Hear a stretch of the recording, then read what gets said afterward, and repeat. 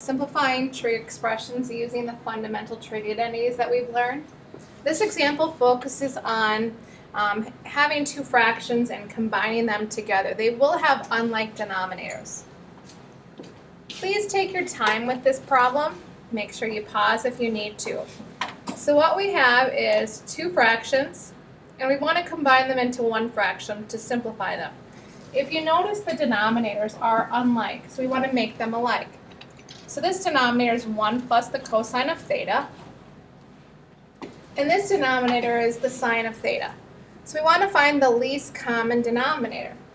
The least common denominator of this problem is both denominators. So I need to notice that I have 1 plus the cosine of theta as one of the denominators, and then the other one is the sine of theta. So let's take the first fraction, the sine of theta over 1 plus the cosine of theta. I want to look and see what am I missing from its denominator to the LCD. And what I'm missing is this sine of theta. So I'm going to multiply the numerator and the denominator by the sine of theta. Now let's go to the second fraction. The second fraction has the cosine of theta over the sine of theta. And now look at the denominator. The denominator has the sine of theta, but from the LCD, I'm missing this 1 plus the cosine of theta.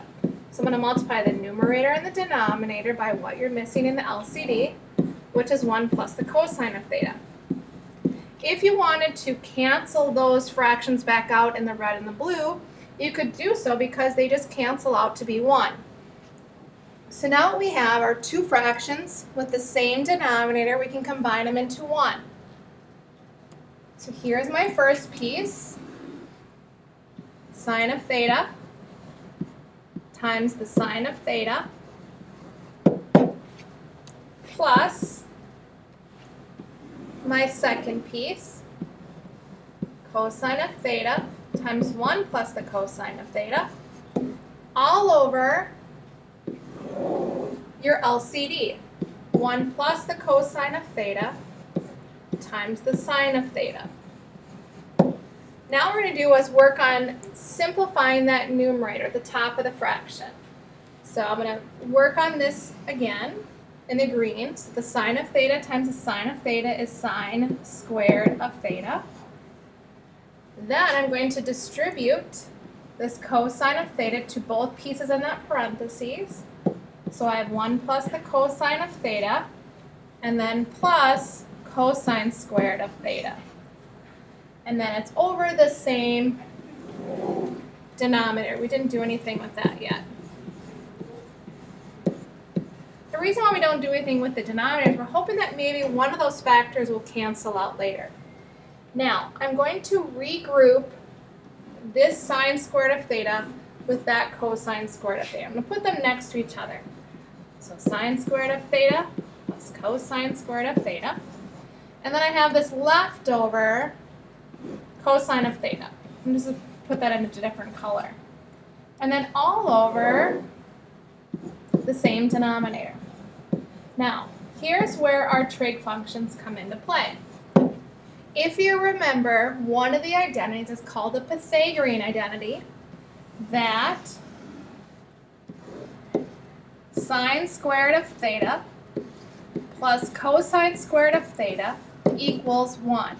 It's one of the Pythagorean identities. So what we can do is we can replace that circle, the blue circle, with 1. And then we have 1 plus the cosine of theta over the same denominator. All right. Now I'm just going to throw a parentheses above in that numerator. Notice we have a common factor. We can factor out those two pieces. They cancel each other out. So now we're left with 1 over the sine of theta. Last piece is to notice that 1 over the sine of theta is a reciprocal identity to the cosecant. This is the reciprocal identity. So So you really have to know your identities in these problems. So when you do your homework, keep your identity sheet on your desk.